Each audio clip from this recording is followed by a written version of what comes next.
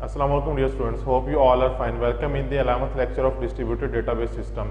आज के इस लेक्चर में हम डिस्ट्रीब्यूटेड ट्रांजैक्शन मैनेजमेंट के बारे में डिस्कस कर रहे हैं कि ट्रांजैक्शन क्या होती है, डिस्ट्रीब्यूटेड डेटाबेस में ट्रांजैक्शन किस तरह से जो है ना कमिट होती है, उसकी कौन कौन सी प्रॉपर्टीज़ होती हैं।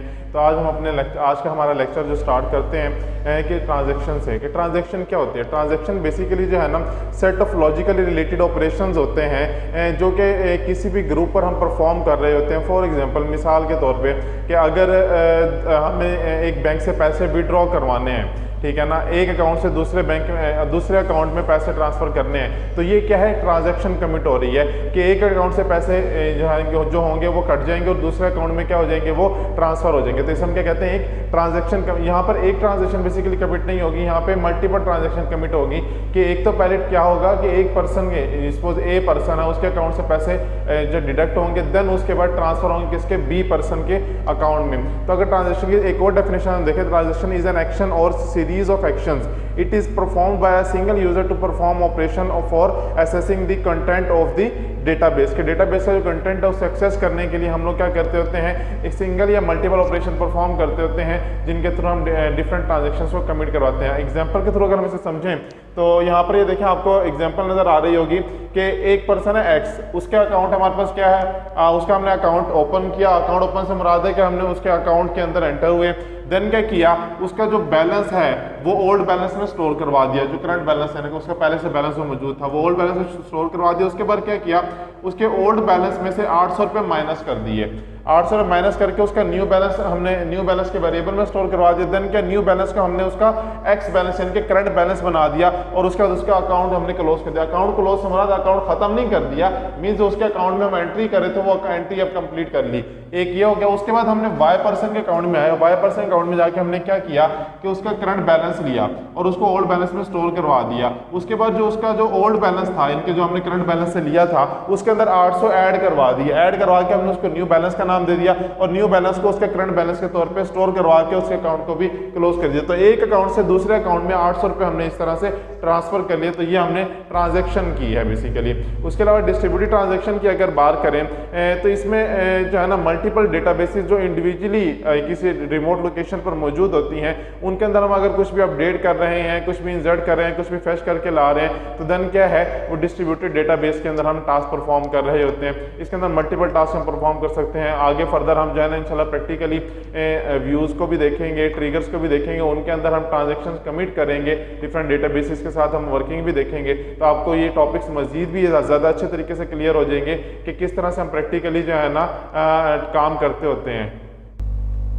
तो जैसा कि आपको ये डायग्राम नज़र आ रही है, आप इस डायग्राम में देखें कि ये सेल की डेटाबेस है। ये हेडक्वार्टर के ऊपर जो सेल जितना भी रिकॉर्ड हमारे पास जो यहाँ पर सेल हो रही है, यहाँ से हेडक्वार्टर के ऊपर क्या है, रिकॉर्ड जा रहा है। और उसके बाद जो है ना ये मेन हमारी एक साइट है जहाँ पर हमारे पास जो है ना इनके जो लिंक है किसके साथ, सेल के साथ भी और सेल के थ्रू हेडक्वार्टर के साथ भी। यहाँ पर भी हमारे पास क्या है, लॉग मेंटेन हो रहा है। और ये एक पर्सन है, स्कॉट हमारे पास पर्सन है, और वो पर्सन क्या कर रहा है, सेल में कुछ एंट्रीज कर रहा है। तो क्या हो रहा है कि ये देखें, ये पूरी डायग्राम बता रही है क्या है कि डिस्ट्रीब्यूट हुआ डेटा, कुछ डेटा यहाँ पड़ा हुआ है, कुछ डेटा यहाँ पड़ा हुआ है, कुछ डेटा यहाँ पड़ा हुआ है। तो डिस्ट्रीब्यूटेड डेटाबेस के बारे में बता रहा है। अब हमें अगर सपोज डेटा चाहिए एक जो कि हेडक्वार्टर के पास पड़ा हुआ है, लोकल डेटाबेस के ऊपर मौजूद नहीं, ये लोकल डेटाबेस है, ठीक है, और ये हेडक्वार्टर इस्लामाबाद में है फॉर एग्जांपल, ठीक है ना। तो इस्लामाबाद की साइड पर एक डेटा मौजूद है जो अब इस पर्सन को चाहिए, स्कॉट को वो डेटा चाहिए। तो देन क्या करेगा, उसने अपनी लोकल डेटाबेस में देखा, लोकल डेटाबेस में उसको वो डेटा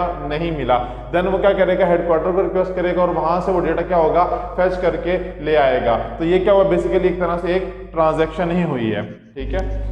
अगर हम इसको एग्जांपल के इनके कोड के थ्रू देखें तो यहाँ पर देखें हमने क्या किया, अपडेट करवाया है। कुछ क्या है कि लोकल डेटाबेस में तो हमने अपडेट करवाया, लेकिन हमने क्या किया, हेडक्वार्टर में भी उसकी लोकेशन के पॉइंट ऑफ व्यू से भी थोड़ा सा चेंज किया। क्या किया, देखें ये क्यूरी लिखी हुई, मैंने आपको अपडेट की क्यूरी पहले बताई भी है, ये थोड़ी सी एडवांस फॉर्म में है वही क्यूरी जो आपने पढ़ी है, बिल्कुल सिंपल सी, वेयर की क्लॉज के साथ सिंपल एक कंडीशन लगी और एक चीज चेंज कर रहे हैं, कोई बहुत ज्यादा एडवांस नहीं है, सिर्फ क्या है थोड़ी सी टेक्निकल है, ठीक है ना। तो टेक्निकल पॉइंट ऑफ व्यू से थोड़ा सा मैंने कहा है कि ये एडवांस है थोड़ी सी, लेकिन ऐसा ये बेसिक क्यूरी है। अपडेट की जो बेसिक क्यूरी आप इस्तेमाल करते हैं ये वही है।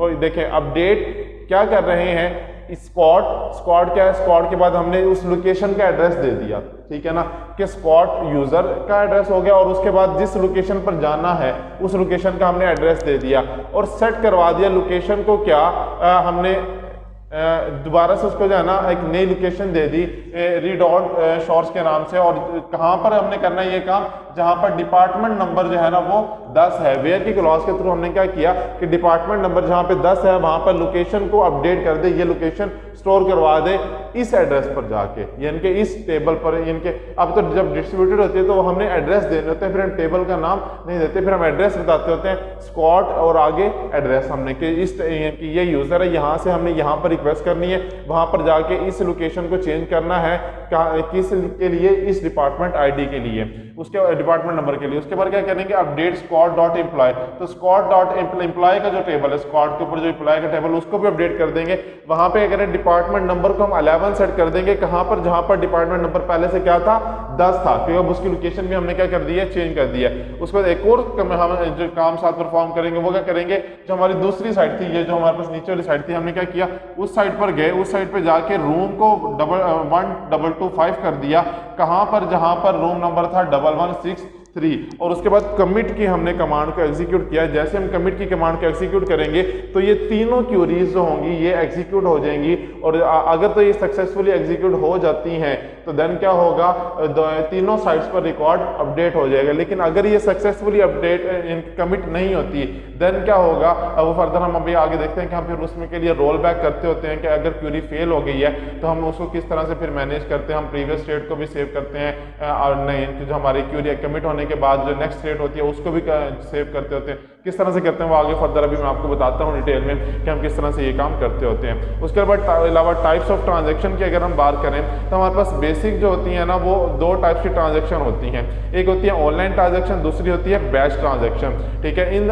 इनको हम रिस्पेक्टिवली जो है ना शॉर्ट लाइफ और लॉन्ग लाइफ ट्रांजैक्शन भी बोलते होते हैं, ठीक है। जो ऑनलाइन ट्रांजैक्शन होती है उसको हम शॉर्ट लाइफ ट्रांजैक्शन बोलते हैं, और जो हमारे पास इनके बैच ट्रांजैक्शन होती है उसको हम लॉन्ग लाइफ ट्रांजैक्शन भी बोलते होते हैं। अब ऑनलाइन ट्रांजैक्शन की अगर बात करें, ये वेरी शॉर्ट एग्जीक्यूशन होती है कि जहां पर हमने क्या करना होता है, relatively small portion of data को हमने क्या करना होता है, एक्सेस करना होता है, डेटाबेस के अंदर से कोई स्मॉल पोर्शन को हमने एक्सेस करना होता है, तो हम वहां पर क्या करते हैं ऑनलाइन ट्रांजैक्शन का इस्तेमाल करते होते हैं, ठीक है। इसी एग्जांपल हमारे पास बैंकिंग की जो है, एयरलाइन जो हम एयर टिकट्स बुक करते हैं, ठीक है ना, एयर रिजर्वेशन सिस्टम, तो ये हमारे पास क्या है ऑनलाइन ट्रांजेक्शन की एग्जाम्पल है। उसके बाद अगर बैच ट्रांजेक्शन की बात करें तो जहाँ पर हमने बहुत ज़्यादा टाइम के लिए बहुत ज़्यादा बड़े डेटा को एक्सेस करना होता है, तो वहाँ पर इनके लार्ज पोर्शन ऑफ डेटा को या लार्ज पोर्शन ऑफ डेटाबेस को एक्सेस करना होता है, वहाँ पे हम क्या करते हैं बैच ट्रांजैक्शन अप्लाई करते होते हैं। इसके अगर हम एग्जांपल है तो स्टैटिस्टिकल एनालिसिस जो परफॉर्म करते हैं, वहाँ पर हमें बहुत ज़्यादा डेटा चाहिए होता है, बल्क में डेटा चाहिए होता है, डेटा सेट चाहिए होते हैं, तो हम वहाँ पर भी इसका इस्तेमाल करते होते हैं बैच ट्रांजैक्शन का।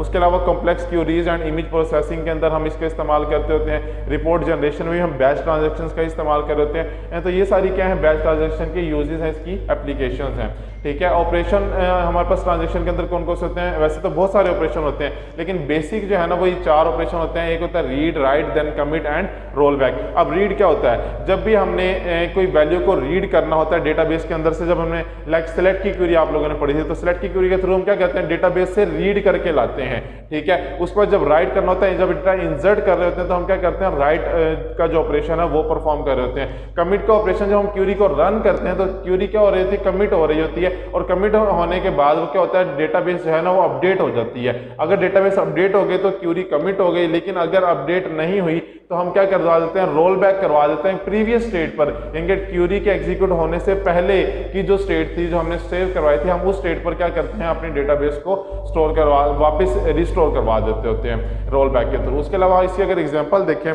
तो देखें हम एज्यूम करते हैं कि एक्स के पास जो है ना 4000 रुपये हैं जब कोई क्वेरी एग्जीक्यूट नहीं हुई, ठीक है। अब हम फर्स्ट जो हम ऑपरेशन परफॉर्म करेंगे वो क्या करेंगे, रीड करेंगे डेटाबेस में क्या कि एक्स के पास जो वैल्यू वो रीड करवाएंगे, और रीड करवा के कहाँ आपकी मेन मेमोरी के अंदर बफर के अंदर स्टोर करवा देंगे हम। उसके बाद नेक्स्ट क्लास वो होगा, हम क्या करेंगे हम जो हमारे पास 4000 के बफर के अंदर जो हमारे पास अब 4000 आ गया है, हम उसमें से 500 को क्या करेंगे डिडक्ट कर देंगे, 500 माइनस कर देंगे, और रिमेनिंग जो वैल्यू आएगी 3500 उसको क्या करेंगे बफर में अपडेट करवा देंगे। बफर में अब वैल्यू क्या होगी 4000 नहीं होगी, अब क्या होगी 3500 वैल्यू होगी।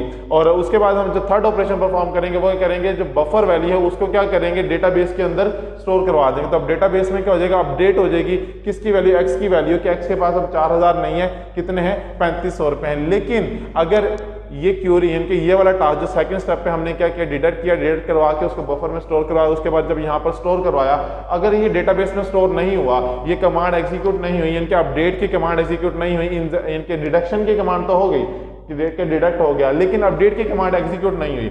अब अपडेट की कमांड एग्जीक्यूट नहीं हो रही तो फिर क्या होगा, फिर ये होगा कि हमने जो ऑपरेशन परफॉर्म किया है कि 3500 जो स्टोर होना था फिर वो स्टोर नहीं होगा। फिर जो हमारे पास फर्स्ट स्टेप था जहां पर x की वैल्यू क्या थी, 4000 थी, तो फिर क्या होगा, डेटाबेस में वो वैल्यू 4000 ही रहेगी, 3500 अपडेट नहीं होगी, इनके 500 माइनस उसमें से नहीं होगा। और ये इस किस्म का केस बैंक के वाले जो होंगे, अगर आप इस किस्म के डेटाबेस बना रहे हैं जिसमें आपने इस किस्म के कुछ एरर्स किए हुए, तो बैंक में ऑब्वियस ही बात है, बैंक इस किस्म की डेटाबेस को एक्सेप्ट नहीं करे, क्योंकि उनका तो सारा जितना भी बिजनेस है वो सारा चल ही इसी बात पर होता है कि एक्चुअली जो उनके रिक्वायरमेंट है, एक्चुअली जो उनकी रिक्वायरमेंट्स हैं वो फुलफिल होनी चाहिए, प्रॉपर डिडक्शन होनी चाहिए, प्रॉपर एडिशन होनी चाहिए, अकाउंट से पैसे ट्रांसफर करना, एक से डिडक्ट करना, दूसरे में ट्रांसफर करना, तो ये होना चाहिए। ठीक है। उसके बाद प्रॉपर्टी ऑफ ट्रांजैक्शन की अगर बात करें कि ट्रांजैक्शन की कौन कौन सी प्रॉपर्टीज होती हैं, 4 बेसिक प्रॉपर्टीज होती है, एक होती है एटॉमिसिटी, दूसरी होती है कंसिस्टेंसी, तीसरी होती है आइसोलेशन एंड ड्यूरेबिलिटी। अब वन बाय वन हम इनको देख लेते हैं कि ये क्या होती है। एटॉमिसिटी से मुराद ये होता है कि जितने भी ऑपरेशन है ट्रांजैक्शन के अंदर वो सारे के सारे एक ही टाइम पे जो है ना परफॉर्म हो जाने चाहिए, ऐसा ना हो कि वो अलग-अलग परफॉर्म हो रहे हैं। इनके हम एटॉमिसिटी से मुराद ही क्या है कि वन यूनिटी, ठीक है ना, कि वो सारे के सारे एट अ टाइम परफॉर्म हो रहे हैं ऑपरेशन, जितने भी हमारे पास ऑपरेशन मौजूद होंगे ट्रांजैक्शन के अंदर। इसके अंदर हमारे पास कोई मिड वे नहीं होता कि जी चलें एक पोर्शन एग्जीक्यूट हो गया तो दूसरा एग्जीक्यूट नहीं हुआ तो इट्स ओके, नहीं, पूरे का पूरा जो हमारे पास पूरी क्यूरी लिखी हुई है या पूरे की पूरे हमने जो ट्रांजेक्शन बनाई है वो पूरी की पूरी transaction at a time he commit होनी चाहिए, at a time he execute होनी चाहिए।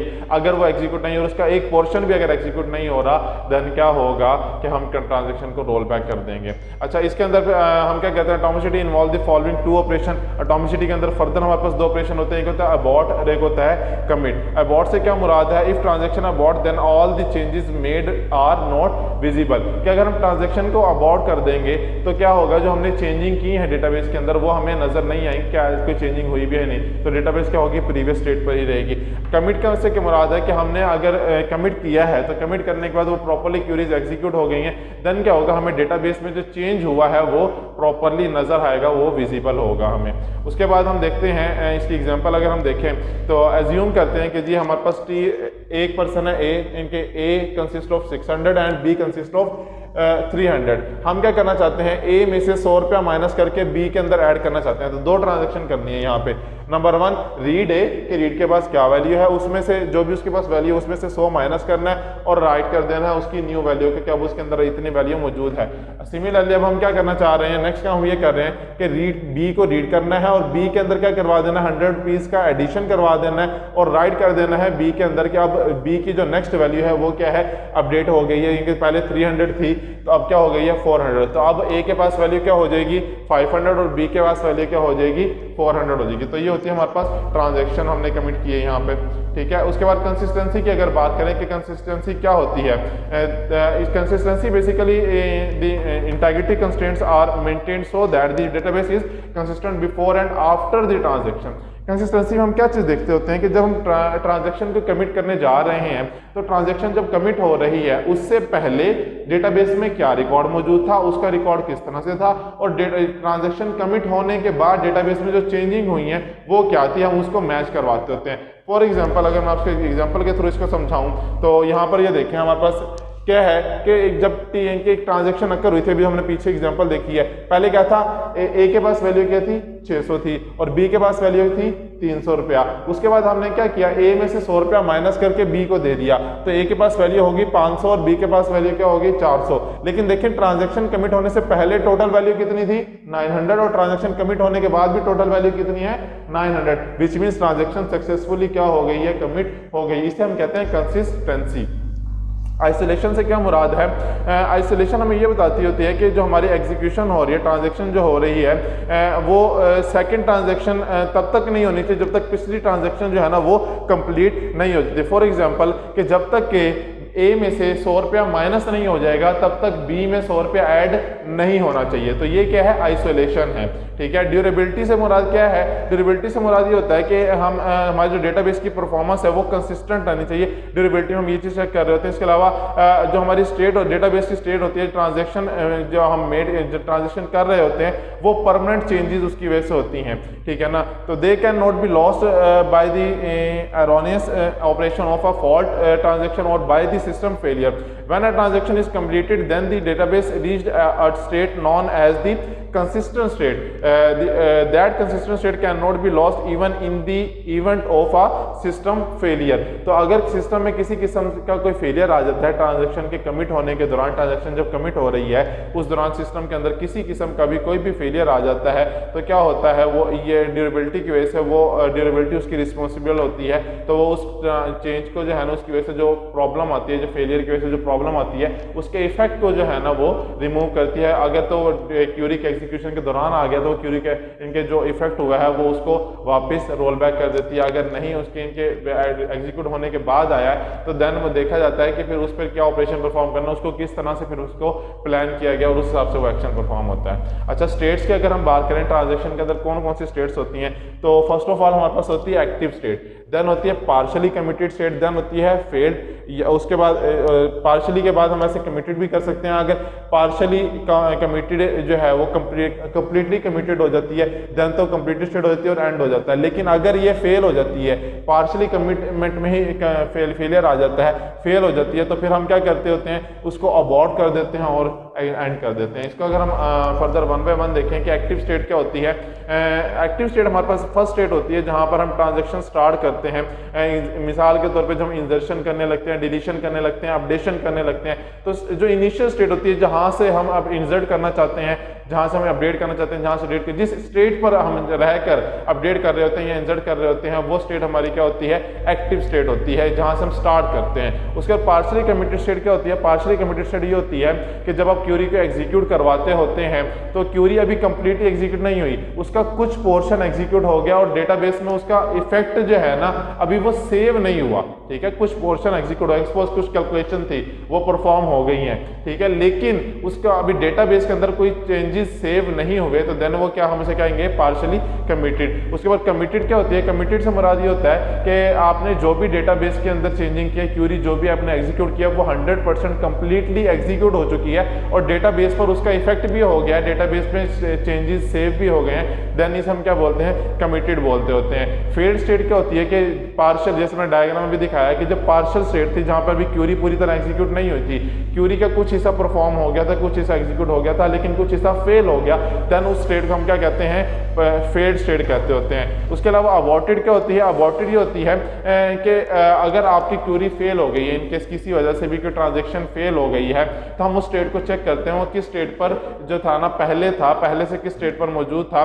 तो हमने क्या करना होता है, या तो हम प्रीवियस स्टेट पर जाते हैं अबॉर्ट करके, ठीक है ना, या फिर हम उसको क्यूरी को अबॉर्ट ही कर देते हैं, खत्म ही कर देते हैं और कहते हैं कि ट्रांजैक्शन को किल कर दे। इसमें दो ही चीजें होती हैं हमारे पास, एक होता है कि हम रिस्टार्ट दी ट्रांजैक्शन कर देते हैं कि ट्रांजैक्शन को दोबारा परफॉर्म करो, या फिर करते हैं कि किल दी ट्रांजैक्शन, और ट्रांजैक्शन ही हम क्या कर देते होते हैं, किल कर देते होते हैं। तो होप सो आपको जो है ना डिस्ट्रीब्यूटेड ट्रांजैक्शन के बारे में समझ आ गई होगी कि डिस्ट्रीब्यूटेड ट्रांजैक्शन क्या होती है, इसके अंदर हमारे पास कौन कौन सी प्रॉपर्टीज हैं, किस तरह से हम परफॉर्म करते होते हैं। हमने कुछ एग्जांपल्स भी सॉल्व किए हैं, उम्मीद करता हूँ आपको समझ आ गई होगी। इंशाल्लाह नेक्स्ट लेक्चर में हम मजीद कुछ टॉपिक्स को डिस्कस करेंगे, तब तक अपना ख्याल रखिएगा। अल्लाह हाफिज़।